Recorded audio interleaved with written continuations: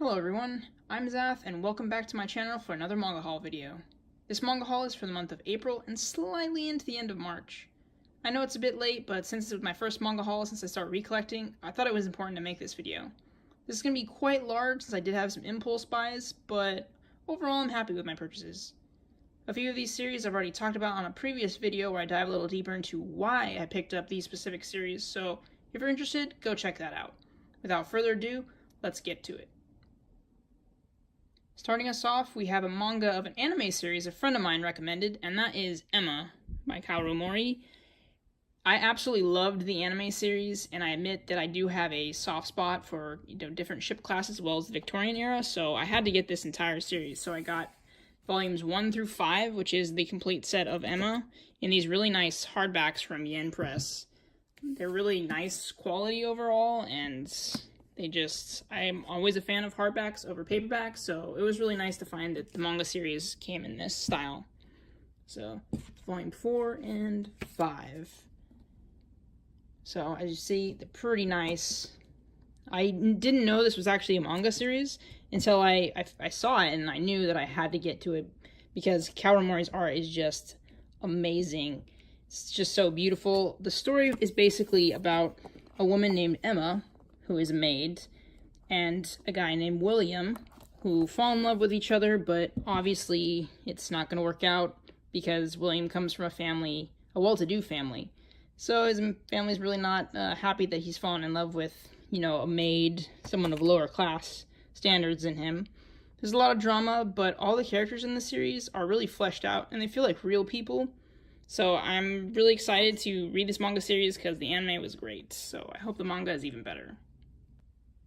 And speaking of Kaoru Mori, next we have A Bride Story, volumes 1 and 2 that I got for there. Unfortunately, my volume 2 is a little damaged. I know really nothing about this series other than it's a slice of life, and it's done with Kaoru Mori, so I know the artwork is going to be great, and I'm sure the story will be just as good. So it's kind of a blind buy, but I'm sure it's gonna be good. So I'm looking forward to reading that. Next up, we have Noragami, volumes 1 through 5. I've only read the first volume, and I loved it, so I had to pick up the first 5 volumes, because look at these covers. They're freaking amazing. Some of the best covers that I've seen in a really long time. So that's volume 4 and volume 5. So the story revolves around a god named Yato who isn't really very good at his job. He's basically looking for people to worship him, and he accidentally stumbles into a girl named Hirori, probably butchering that name. But she accidentally risks her life and tries to save him from a bus running over him. And she kind of halfway dies for there. Her soul starts falling out of her body. Which is kind of interesting, but it gave me a Bleach vibe on it, and I really love the art overall and the character style, so I'm definitely looking forward to continuing that series. Next we have Demon Slayer Volume 1 and Volume 2.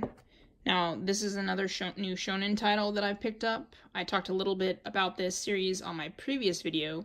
The story basically is about Tanjiro, who's the main character here, and his entire family is slaughtered by demons except for his younger sister, but she's turned into a demon. So he's on a search to find the demon that killed his family and find a way to change his sister back into being human. So that's pretty interesting to me. I really like the art style too. It gives that old-timey vibe, which is pretty much the setting for this manga. And one of the things that was really unique, I guess, about it is the main character's special ability. It's actually his sense of smell. So I thought I haven't run across that in any, media before, so that's kind of interesting. He's a really, interesting character, nice, nice protagonist. So the start of the series, I really liked it, so I'll be definitely collecting the new volume. After that, we have The Promised Neverland, Volume 1, Volume 4, and Volume 5. They are out of order because the Barnes & Nobles I went into did not have the other 2 volumes in decent condition, so there is a gap. But I filled it on the next manga haul. You'll see the gap filled there.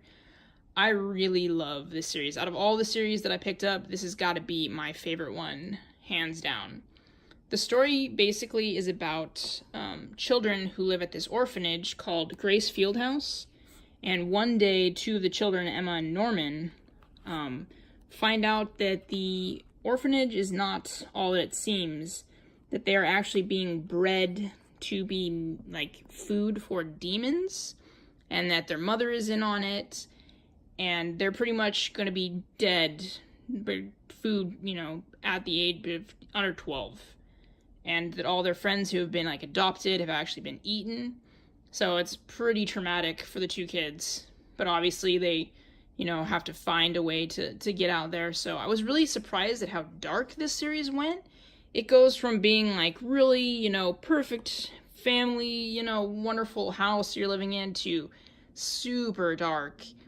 And it's so good. Like the suspense in there, and you can't help but root for the kids and want to see like how they're going to escape from these unbeatable odds.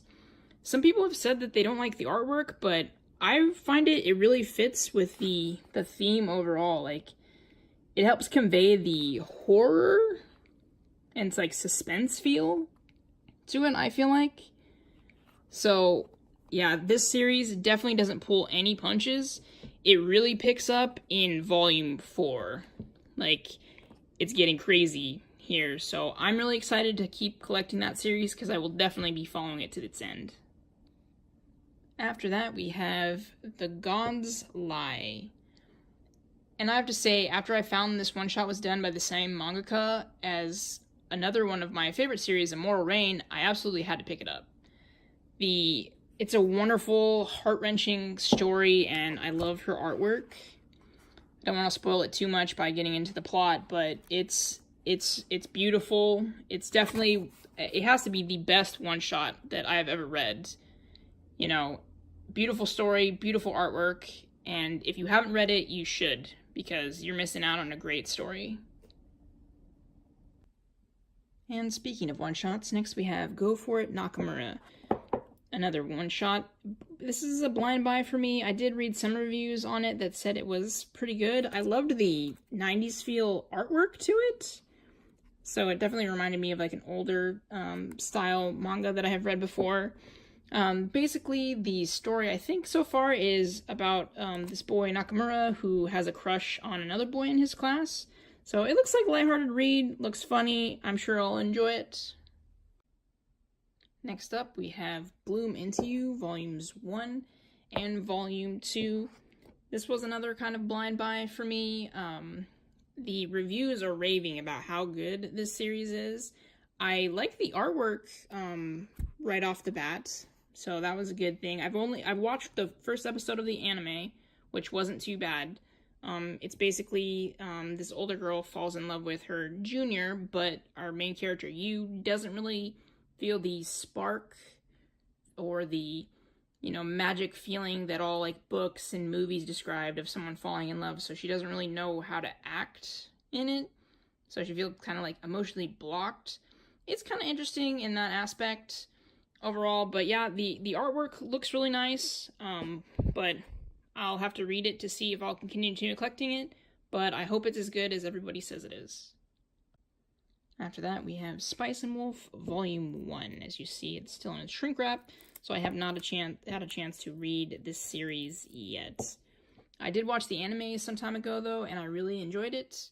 The story is basically about the wise wolf named Hollow here, who wants to leave the village she's tied to, and the merchant Lawrence, who gives her kind of a way to do that.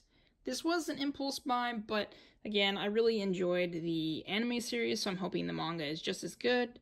I probably won't be collecting any more of these for a while, since the anime, I've already watched the anime, but, it's nice to have. Next, we have A Silent Voice, Volumes 1 through 7, complete collection here. I read this manga series a while ago, and I didn't actually know that it had a physical release. So when I saw this on sale in box set form, I just had to get it. I'm leaving the wrapping on it for now because I'm still trying to figure out where I'm going to put it, but The story starts off with this girl who is being bullied, who is deaf, and she's being bullied by this kid. And as the series goes on, they separate, but the bully actually turns into someone who's being bullied, and his life kind of gets turned around and, falls apart. And then the redemption of him trying to make up for what he did to her and trying to become friends with her.